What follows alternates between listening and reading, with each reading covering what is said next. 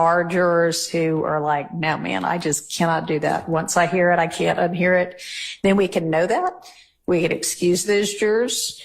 And I mean, I guess if it's 8 jurors that say that, then we might have a mistrial. But better to go ahead and figure out from the outset, as far as I'm concerned, can you do that? Instead of just being left with, oh, they're presumed to do it.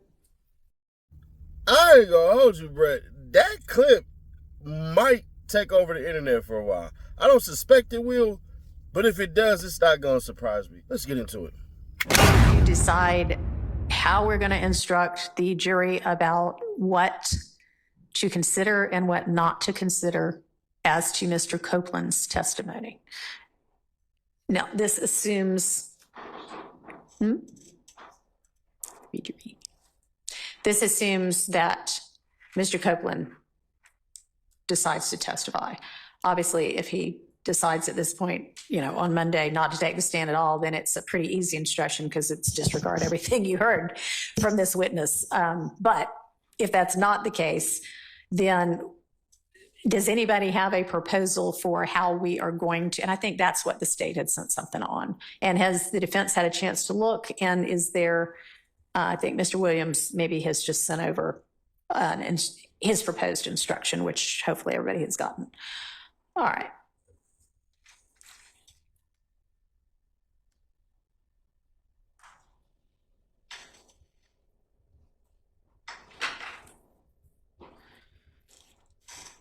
All right.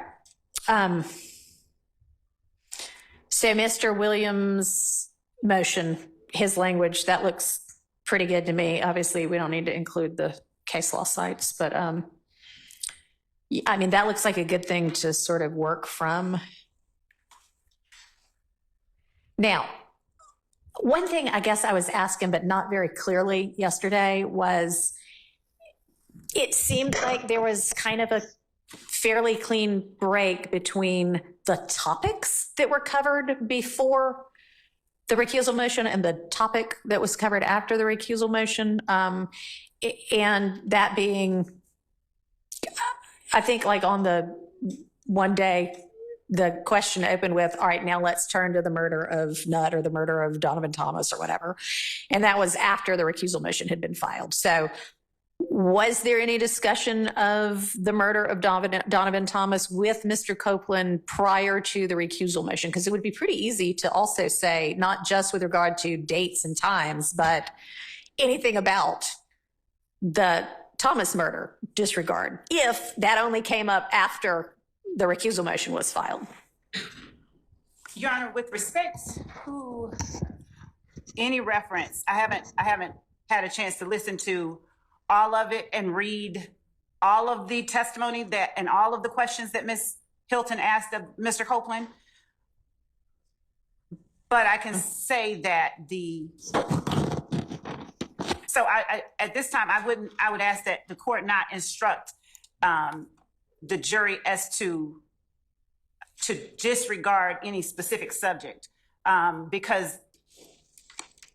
Well, I'm wondering, so I mean, y'all have had the point of getting y'all all the testimony was, well, one of the points was so that you could look at it. Yeah, I mean, I'm not saying I haven't looked at it. I'm looking for reading it. Yeah, so I mean, if there is kind of a break in terms of subject matter as well, that'd be an easy thing to instruct on. But does anybody know the answer to that? So you do? Okay. What's the answer? I misspoke yesterday, but there were video portions of Mr. Copeland's statements on early morning hours of January 11, 2015, as well as January, I think it's 21, 2015, played for the jurors. They were small. They were like, quote unquote, real impeachment. Right. After that, though, after the motion to recuse was filed, is the wholesale playing of various recordings. So I don't think that it would be appropriate to say disregard everything. I have all my notes. Okay. I have the transcript. Okay. But he did discuss things that you're talking about. He did discuss his relationship with Mr. Williams, his relationship with Donovan Thomas, with Mr. Kelvin Watts. Right. So Yeah. He was getting there. Okay, but if it's all that sort of background relationship stuff, that's not the murder of Donovan Thomas. That's all the background. So what I'm trying to sort out is, had there been any testimony about the actual, here's the night of the murder stuff before the recusal motion? So, Judge, it's when you say about it, in as much as it's relevant to the issue of the murder itself, that's the reason why I was asking the relationship between parties and all of those kind of issues. That's not what I mean, and we can be clear about that. I mean, the night of the murder, the what happened, how the murder went down.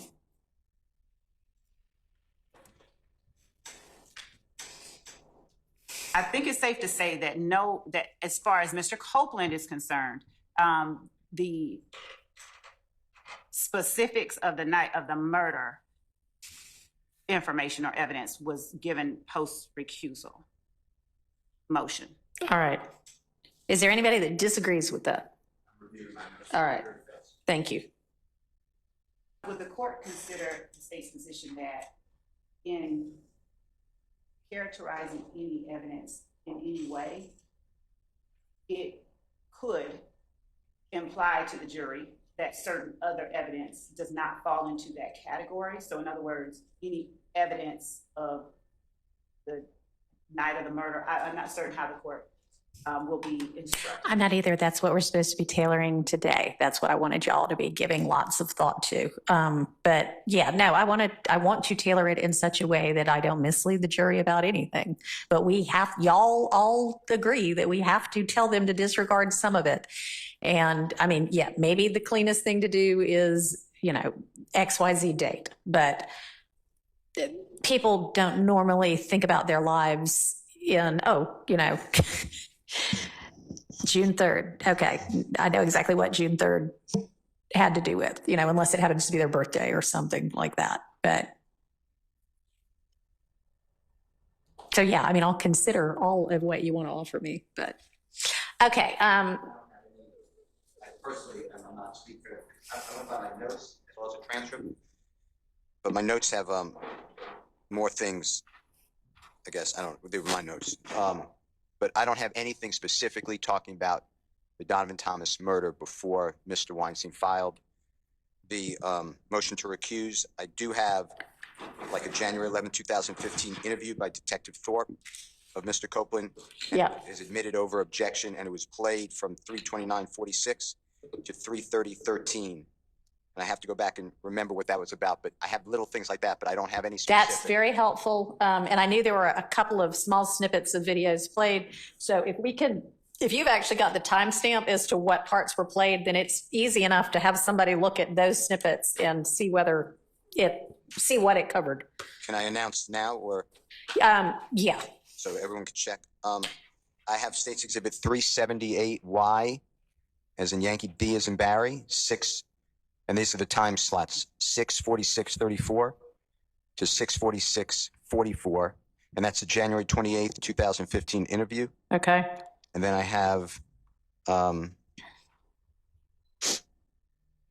the January 11, 2015 interview marked at State's Exhibit 358A as in Elisa, and it's at the time I just said, which is 3:29:46 to 3:30:13. That's what I have. And then I have nothing else about specifically his interviews after the killing.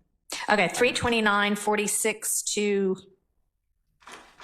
3:30:13. Okay, thank you. And that's at 358A as in Elisa. All right, and I think that's our review had only revealed those two, anything from those two videos also. All right, anybody else have a different recollection about either more videos or the specific topic of the night of the murder having come up prior to the recusal motion?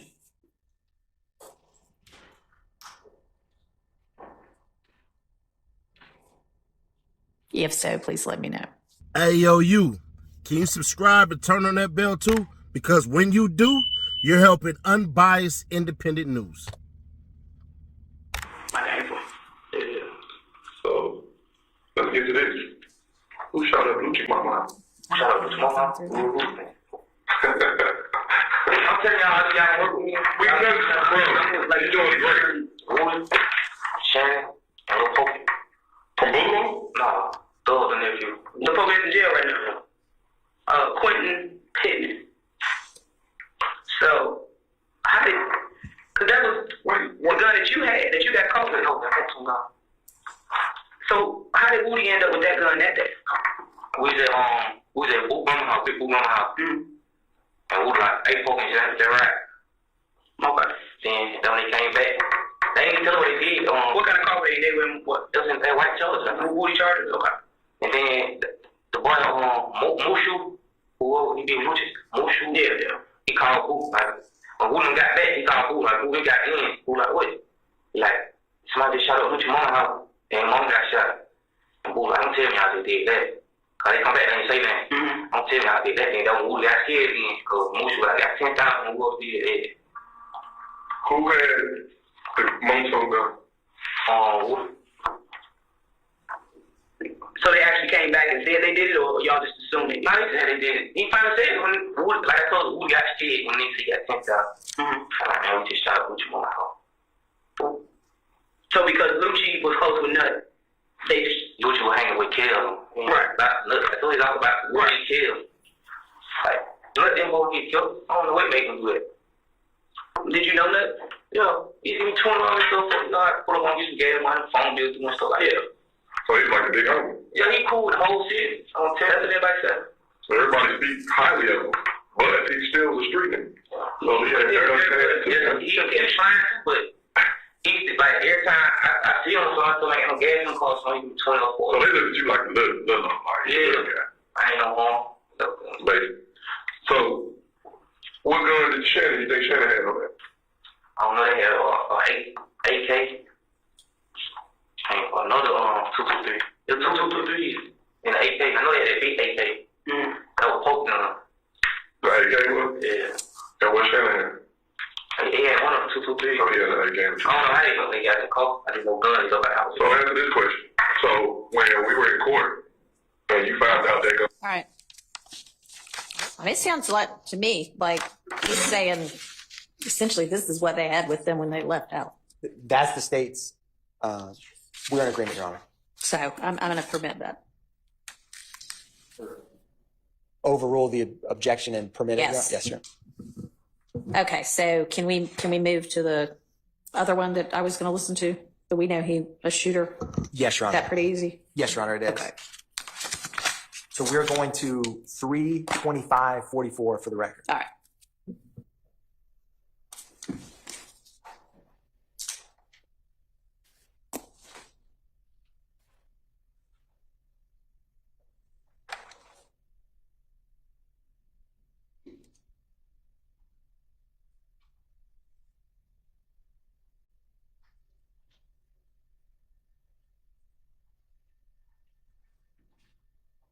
$325.29. You know her last name? No. You know where she made it from?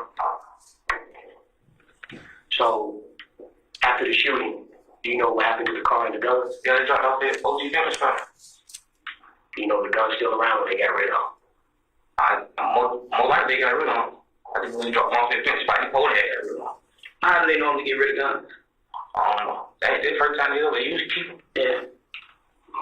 Okay. So, did anybody get word to shooting up, or did you get an opportunity? They didn't want the name. They just wanted the name. Cause like, it used to be one and multiple going out soon. They didn't want the name. So did Woody slow down with all his bullshit, or once Nuck got killed, did Woody slow down with his stuff, or was he still? Nah, when he seen that he had a lot of folk that ran with him, then he called back for Moody. Yeah. But see, they nobody really know Shannon like that until then he did. Right. Like those weren't really messing with him. He was running for with Woody from him. Right. So once he did that, it was kind of like we can trust and we know he's shooting. He started messing with Shannon. He started messing with Shannon. So he put Woody to the side and Shannon back to the Woody spot. Yeah. So like Woody took Schludd's spot. So Shannon and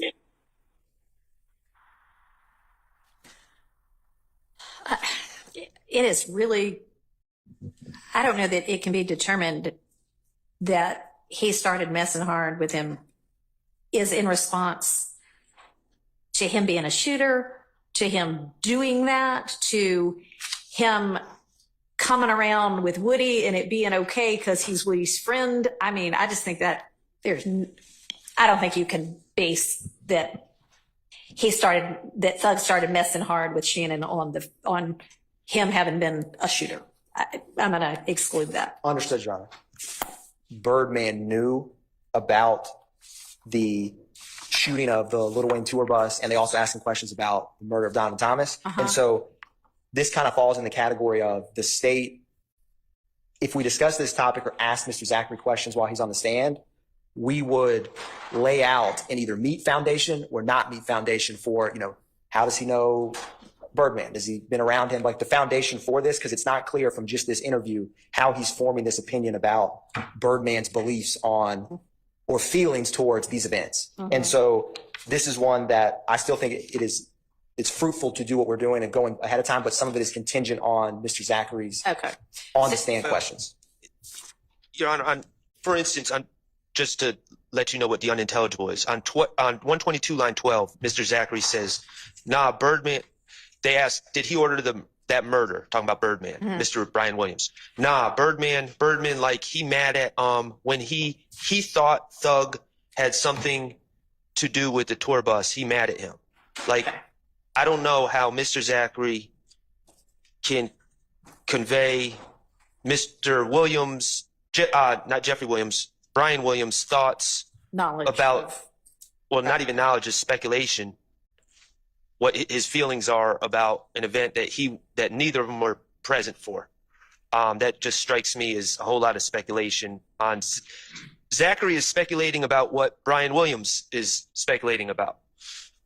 And I just can't see a world where that would be coming in. Okay, well, I think that Mr. Atkins is essentially conceding that unless the state is able to establish a foundation for how Zachary can testify to what Birdman is feeling, that they wouldn't be able to use this. Right? Correct, Your Honor. Okay. Your Honor. Yes, sir. The state of Georgia had Mr. Brian Williams on their short list. They did not call him. Same with Rich Homie Kwan or Mr. Lamar. I specifically asked the very first witness in the case. He testified several times. I can't remember his name. Belknap. Belknap. He's with City of Atlanta Police Department. Whether he is alleging that Mr. Brian Williams was part of any type of conspiracy, any type of gang. He said, no, it's entertainment for show. He has no information. He was not making that claim. So it's total hearsay. There's no co-conspirator link. This would be just, I heard him say something or I didn't hear him say something. So I would object on that basis.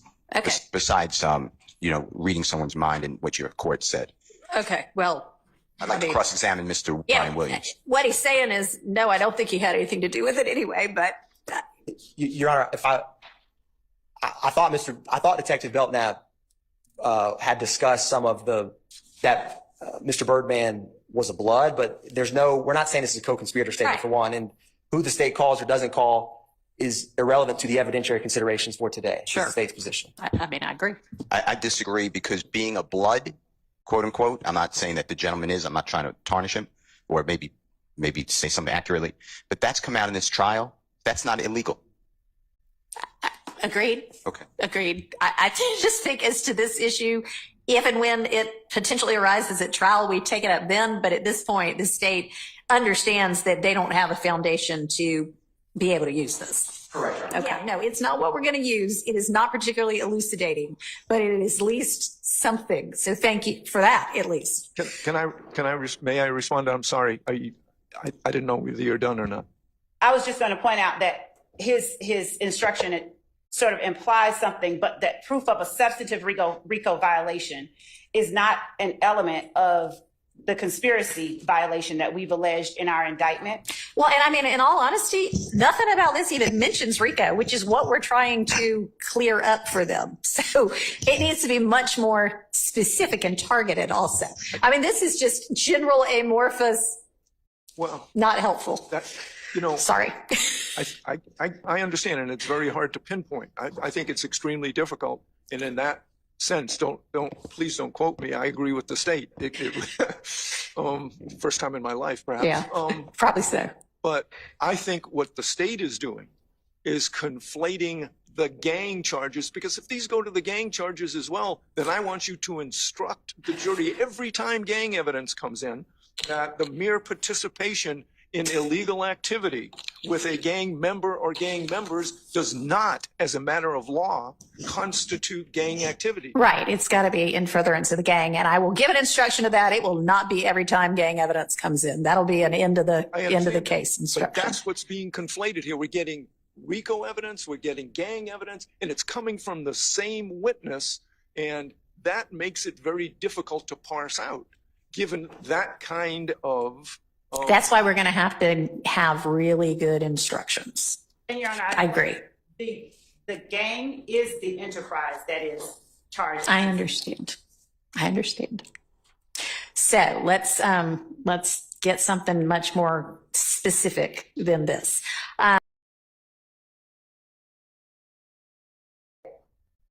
An issue. Okay. All right. Any other evidence for him? There's two social media posts made by Mr. Sledge on the night that Donovan Thomas was killed. Okay.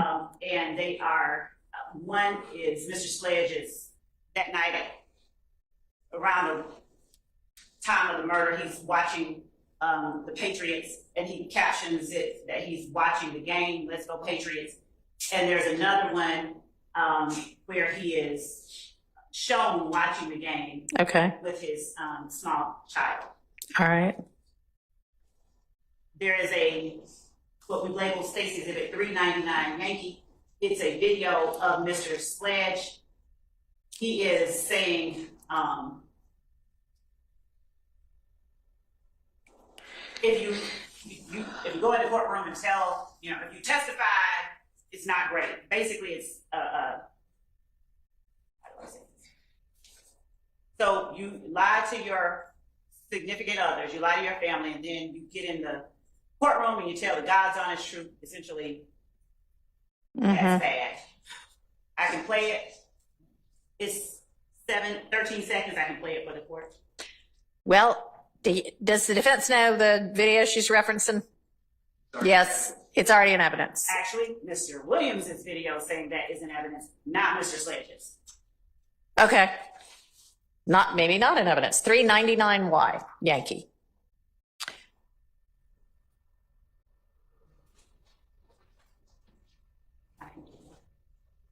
And I'll just All right. share it so we can. Okay, share it via Zoom.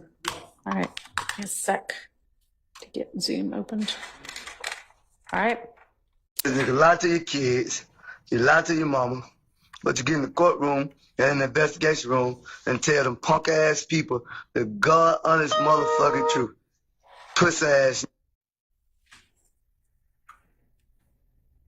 That's it. There's a word he uses, but yes, that's the extent of that video. And this, we'd argue, it shows the sentiment that YSL members have towards, frankly, towards, people telling them. Okay. Object to that. All right. And That may be that I think this video, it could be argued, shows Mr. Sledge's sentiments. Mr. Stillwell's not in that video. He's not speaking for Mr. Stillwell. I don't know.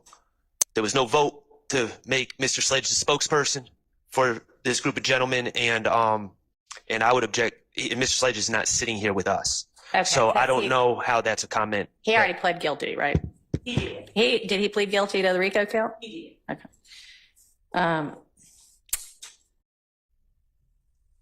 Y'all can cross him on that topic.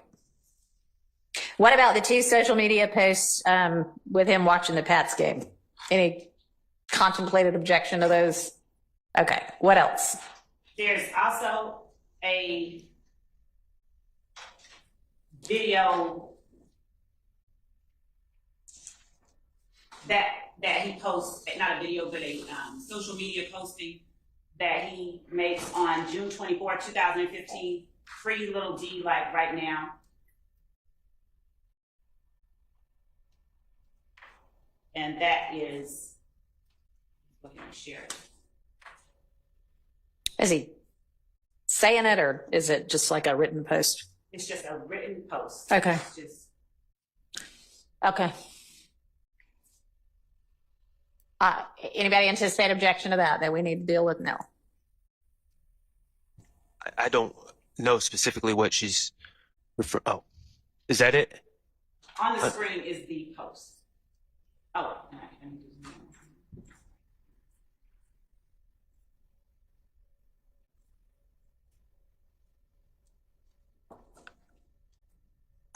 I just don't know what the relevance is of some of these things. Like, So 6/24/15, what's just happened? Why is he in? Why is the little D in? Which little D is it? Demekion Darlington. And he has been arrested.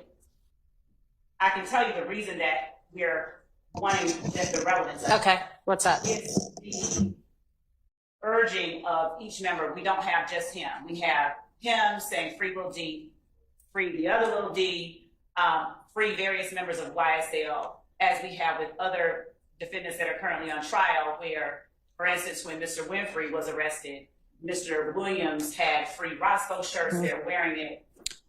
So they're advocating for the release of their fellow gang members, and it shows their solidarity, their support for, and the existence of the organization. All right. I would more accurately, in my mind, say that he's posting free his friend, and to the extent that Mr. Sledge says he doesn't know Lil D from Mechanicsville, that's Demekion. That picture is of the Demekion Garlington, Your Honor. Okay. To the extent he says he doesn't know him, or he's not friendly with him, or I mean that maybe that would become relevant, but Yeah, I'm going to permit it over a relevance objection to show or potentially show the issues that Ms. Love has said she would offer it for. And of course, y'all can argue that all this shows is he's concerned about his friend, but that's a topic for argument. I think it is relevant, though.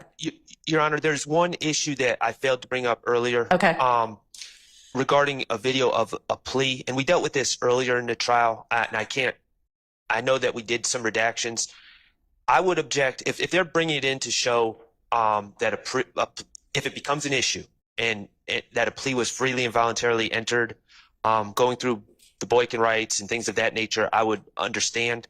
Going through the state's factual rendition and their of the plea and just their testimony and their story, we would object. The factual rendition, unless you have him then affirm, yep, that's what happened.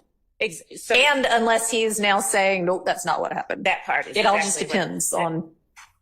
That's exactly. Yeah. Okay. Yes. So yes, I mean, depending upon the reason that the plea might end up being potentially used. Yes, I agree with you. If it's to show voluntariness, then the factual rendition is not relevant, and I would not expect y'all to try to play that. So, if it is to say, dude, when you took your plea, you agreed that all of this is what happened, and he has in fact agreed, yep, that's what happened, then that's what I'm pleading guilty to, and it's not an Alfred plea, then the facts would be relevant. Right. And so we've heard creative ways to sort of distance witnesses from prior acknowledgments that they've made. So some may have expressed a lack of an understanding, or some may have expressed feeling pressured. And then during their plea colloquy, they actually shut it down and okay. So yes, but understood. It's not necessarily all in. It is just going to depend upon the reason it's being offered. And just as with whatever the reasoning for the phone call, and I'm not going to say this as to every little piece of evidence. This just needs to be how y'all operate going forward. At the point in time when you anticipate, oh, I actually am going to use this. I didn't think so before, but now I am, or whatever. You tell them so that all of us don't have to be scrambling. Okay. I don't know specifically what was said. So do you have any reason to believe Brady material or impeachment material was shared then, or you're just saying they had a meeting and so there may be Brady material that stemmed from it? My understanding is that there may be Brady material. that stemmed from it, but you don't know what it was. If I knew what the Brady material was, Okay. then I wouldn't have an issue.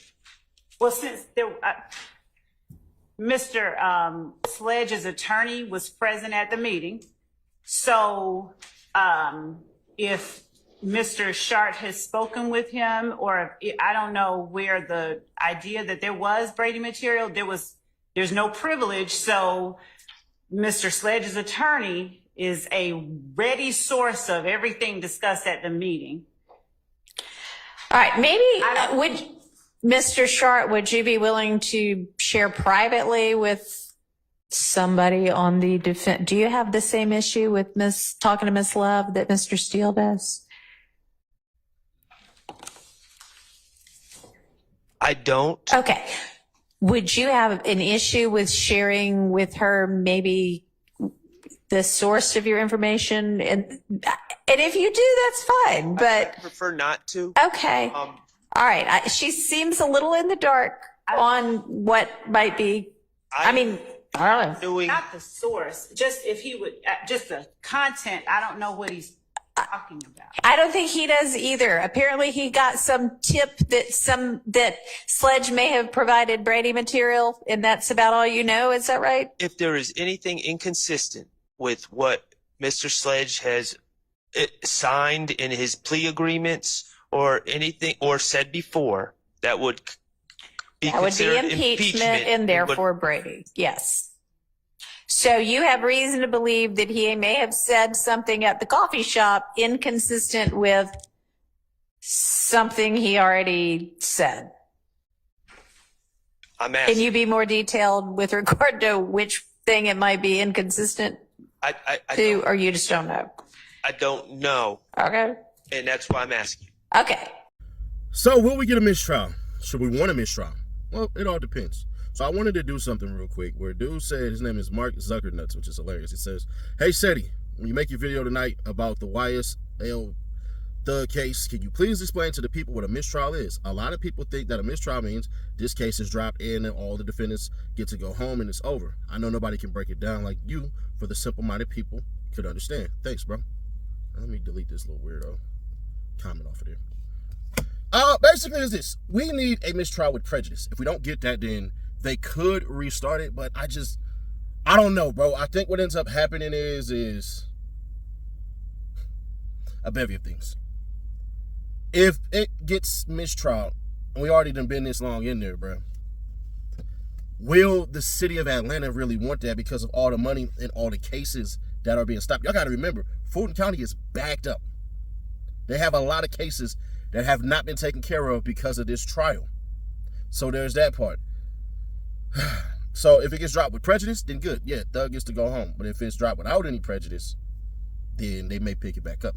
So it's too many variables of we don't know.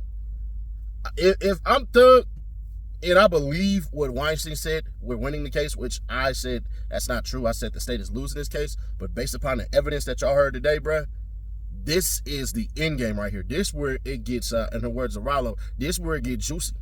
Because you have individuals that are essentially saying whatever, and they don't look good. Now, I think the police are smart enough to know that majority of the stuff that these dudes were saying was lies, and they were just trying to say stuff to get up out of there, but it don't matter. It's still there. Now, y'all seen how Miss Love, I forget the white dude's name. I don't know why I keep forgetting his name. But how she let him basically take the reins today. Somebody made a comment, and I wish I had their name, and I give them all the credit in the world. Somebody commented yesterday where they said, "Yeah, man, Miss Love out there looking bad because 88 Hilton ain't there for her to throw up under the bus." And I was like, "Ooh, that's a hell of a statement. You ain't wrong on that one." So while Miss Hilton is in New York living her best life with Fonnie Willis and all this stuff, bruh, I ain't gonna hold you. Love looked kind of like, oh, she got to think on the spot and all this stuff and everything like that. She was a lot more composed and a lot more careful, and I'm pretty sure she knew yesterday she shit the bed. So that's how I took it as, but some of y'all might disagree. Some of y'all might be, well, because she got caught lying and all this crap and everything like that. And I couldn't argue you down or argue you up. That's not my thing. But what I would say is y'all be careful a little bit, because I noticed some things about this judge that I'm like, I did not like. I didn't like how it seemed that she had an opportunity just to throw evidence for being late, and she didn't.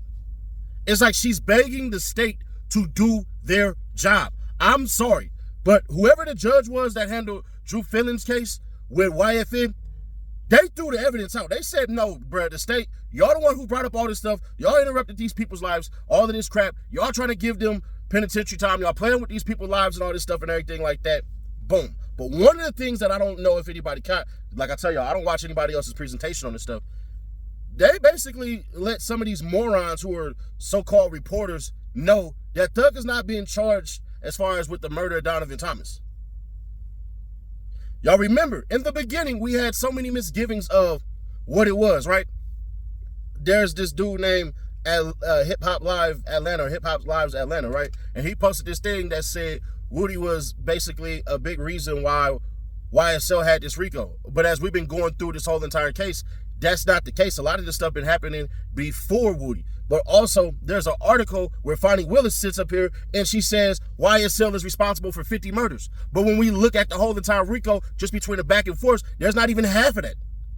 So there was a lot of lying in the public. And one of the glaring things I will point out is, remember how we were told that Big Nut final words was, Thug had me killed.